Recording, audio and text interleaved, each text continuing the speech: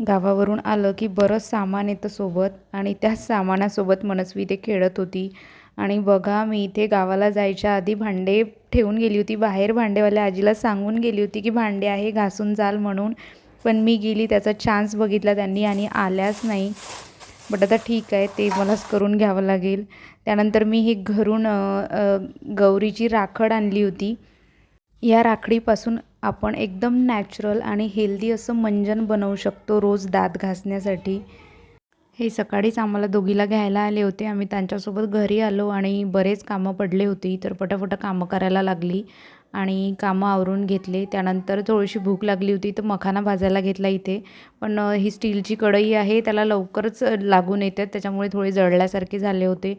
आणि कामं आवरता आवरता गॅस ओट्यावर कधी असा पसारा होतो आपल्या लक्षातसुद्धा येत नाही. आणि तसंही हा माझा गॅस ओटा बराच छोटा आहे, त्यामुळे पसारा तर होतोच तिथे. कितीही थोडं थोडं आवरत असलं आपण स्वयंपाक करताना तरीही पसारा व्हायचा तो होतोच.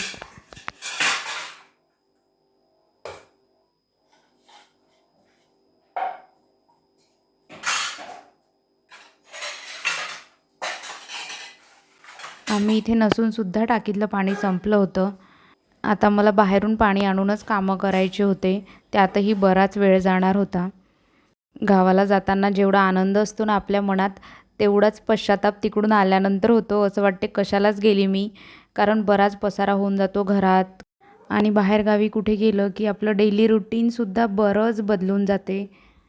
जरी तिथे जाऊन मला कामं करायचे नसले तरी माझे जे बाकीचे कामं असतात, जसे व्हिडिओ टाकणं, डेली व्लॉग बनवणं, हे कामं मात्र तिथे गेल्यानंतर होत नाही. आणि खाण्यापिण्याकडे सुद्धा माझं बरंच दुर्लक्ष होऊन जातं. आणि घरी आल्यानंतर जो पसारा दिसतो त्याच्यामुळे सुद्धा आपली चिडचिड जास्तच होऊन जाते. मग 1-2 दिवस लागतातच आपल्याला डेली रुटीनमध्ये यायला. मी मनूला सहज म्हटलं की बघ माझे किती मोठे भांडे घासायचे आहे, घासते का तू म्हणून. तर ती खरंच गेली आणि भांडे घासायला लागली. पाण्याचे कोणतेही खेळ म्हटलं की तिला आवडतेच. आणि आता 2-4 दिवस घर बंद होतं, तर त्याच्यामुळे धूळ झालीच आहे. तर मी म्हटलं की दिवाणवरची बेडशीट एकदाची चेंज करून घेऊया. तेच करत होती मी इथे. मी नेहमी जेव्हा गावाला जाते त्यावेळेस सर्व आवरून जात असते, पण यावेळेस काय झालं, मी गावाला जाण्याआधीच मनस्वीचे बाबा निघून गेले होते. त्यानंतर सकाळीच वैभव मला घ्यायला आला आणि उठल्याबरोबर सकाळी 8लाच घ्यायला आला होता तो. तर त्याच्यामुळे सर्व आवरणं, व्यवस्थित ठेवणं माझ्याकडून झालं नाही. त्यामुळेच असं सर्व पसारा झालेला होता. आणि 2-3 दिवस घरी नसल्यामुळे हे जे माझं एक आतमध्ये झाड होतं, ह्या झाडाला काही पाणी मिळालं नाही. त्यामुळे बघा पूर्ण जळल्यासारखंच हे झाड होऊन गेलं. या झाडाला बघून एवढं मन दुखत होतं माझं, कारण हे झाड एवढं छान दिसत होतं आतमध्ये. कोणीच म्हणणार नाही त्याला की ते ओरिजिनल झाड आहे म्हणून. असं प्लास्टिकचं असल्यासारखं एकदम हिरवं हिरवं असं दिसत होतं. आणि त्यानंतर बाहेरची झाडं होती ती बऱ्यापैकी ठीकठाक होती, कारण मी बाजूच्या मुलाला सांगितलं होतं त्याला पाणी टाकशील म्हणून. पण तरीही काही झाडांमधली जी माती आहे ती अशी सोकल्यासारखी झाली होती. पण तरी ठीक होते झाडं. या बाहेरच्या झाडं कोणतेच म्हणजे असे वाळले वगैरे नाही. त्यानंतर आज आहे अक्षय तृतीया. मी सकाळीच माझे सकाळचे जे कामं असतात ते सर्व आवरून घेतले. मग नाश्ता तर आज करायचा नव्हता, कारण लवकर स्वयंपाक बनवायचा होता. त्यामुळे आंबे आणले होते, तर मग आंबे चिरून मी आणि मनूने खाल्ले. बाय.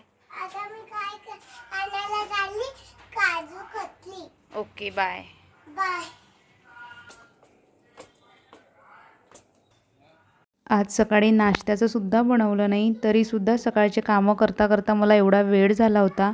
तर मनस्वीचे बाबा बाहेर चाललेच होते. मग मी म्हटलं त्यांना की मनूलासुद्धा सोबत घेऊन जा.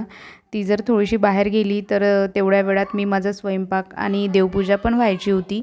ती राहिलेली जी कामं आहेत ती आटपून घेणार होते. Hello everyone, welcome back to my channel. कसे आहात तुम्ही सर्व? अपेक्षा करते मस्त मजेत आणि आनंदीच असाल. तर आज आहे अक्षय तृतीया आणि अक्षय तृतीयेला आमच्याकडे छोट्या घड्या जे असते मडके ते आणले जातात आणि त्याच्यासोबतच पात्राळाचं पूजन केलं जाते, ज्यांचे आईवडील नसतात त्यांच्यासाठी म्हणून. आणि त्यासोबतच आजच्या दिवशी सोन्याची खरेदी करणं वगैरे चांगलं मानलं जातं.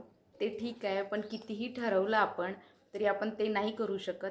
आणि आय होप अशीच अपेक्षा आपण करू शकतो की ज्याही दिवसाची मान्यता आहे की हा दिवस सोन्याची खरेदी करायला वगैरे चांगला आहे आणि फ्युचरमध्ये असा दिवस आपल्या लाईफमध्ये येईल की हा दिवस चांगला आहे, तर आपण या दिवशी मनात आलं तेव्हा सोन्याची खरेदी करू शकू. तर आपण होप करू शकतो तशी, पण आता लगेच खरेदी वगैरे नाही करू शकत. चला ठीक आहे. आणि मी आता आज काय काय करणार आहे हे तर तुमच्यासोबत शेअर करतेच. आणि मधात 2-3 दिवस आपले व्हिडिओ आले नाही, कारण मी आईकडे गेलेली होती आणि तिथे गेल्यानंतर काय मी आरामच करत राहते, तर मग काय शूट काय करणार. पण तरी पण मी 1-2 रेसिपीचे व्हिडिओ शूट केले होते आणि ते तुमच्यासोबत शेअर केले. आणि तिकडून आल्यानंतर माझ्या घराची काय हालत झाली होती हे तर तुम्ही पाहालच, कारण मनस्वीचे बाबासुद्धा इथे नव्हते. त्याच्यामुळे माझे बाहेरचे झाडं तर ठीकठाक होते, कारण मी बाजूच्या मुलाला पाणी टाकायला सांगितलं होतं. पण जे घरात झाडं होते त्याला 2-3 दिवस कंटिन्यू पाणी न भेटल्यामुळे पूर्ण जळून गेल्यासारखं झाड झालं होतं माझं.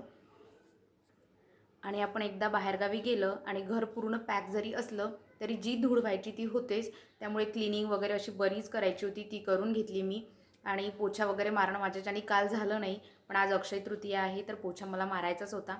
मग सकाळी पोछा मारणं आणि भांडेवाल्या आजी आल्या नाही, त्यातल्या त्यात ते भांडे घासणं यात बराच वेळ गेला, म्हणून मी सकाळी कामाचा व्हिडिओ घेऊ शकले नाही. पण आता नंतर जे होईल ते तर तुमच्यासोबत शेअर करतेच. आणि आज स्वयंपाकामध्ये आमच्याकडे शेंगदाण्याच्या पोळ्या किंवा कोणाकडे पुरणपोळी आणि आंब्याचा रस आणि कच्च्या आंब्याचा आमरस असं काही बनवलं जाते. पण मी एवढं सगळं बनवणार नाही आहे, कारण तेवढं माझ्याकडून होणार पण नाही बनवणं. मी साधा स्वयंपाक करणार आहे आणि आंब्याचा जो आमरस असते तो बनवते आणि गुळपापड्या बनवल्या जाते. मेन म्हणजे तर मी आईकडून पीठ आणलं होतं गुळपापड्या बनवण्याचं, त्याची रेसिपी तुमच्यासोबत शेअर करतेच मी. तर त्या गुळपापड्या बनवणार आहे, त्या बनवते.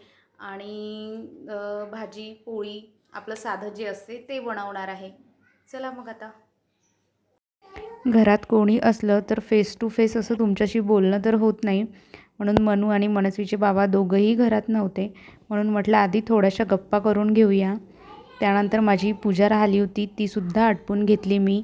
आणि आज मला गुळपापड्या बनवायच्या होत्या, त्यासाठीच जे गुळपापड्याचं पीठ असते ते मी आईकडून आणलं होतं. त्यात 2 चम्मच मी तीळ टाकलेले आहे. त्यानंतर त्यात मौन टाकायचं असते, त्यासाठीच इथे मी तेल गरम केलं होतं.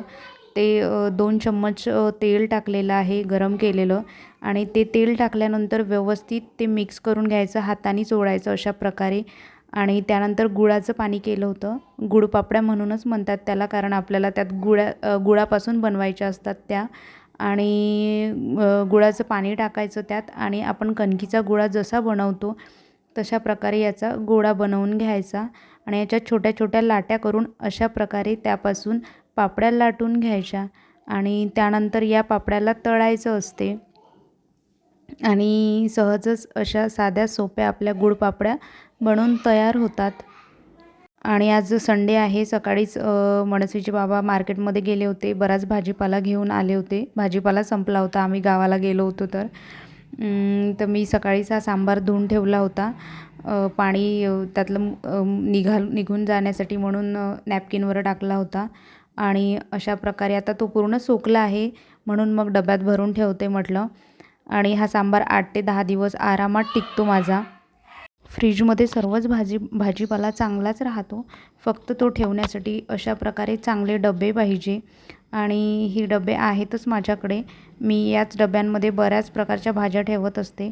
आणि आजचा आकाजीचा जो स्वयंपाक होता तोसुद्धा माझा करून झालेला आहे. गुळपापड्या, पापड तळून घेतले, इथे आंब्याचा आमरस बनवला होता, त्यानंतर डाळभाजी केली होती आणि पुरण वगैरे बनवलं नव्हतं मी.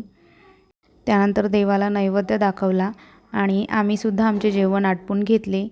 तर असा होता मग आजचा दिवस. भेटूया नेक्स्ट व्हिडिओमध्ये. Please like, share and subscribe.